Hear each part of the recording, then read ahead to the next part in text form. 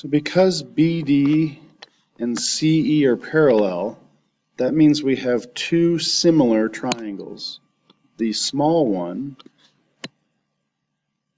is similar to the big one.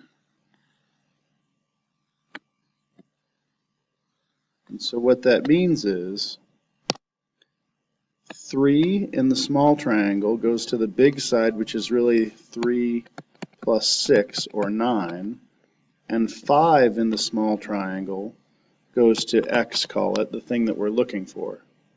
So I can set up the ratio 3 goes to 9 as 5 goes to x.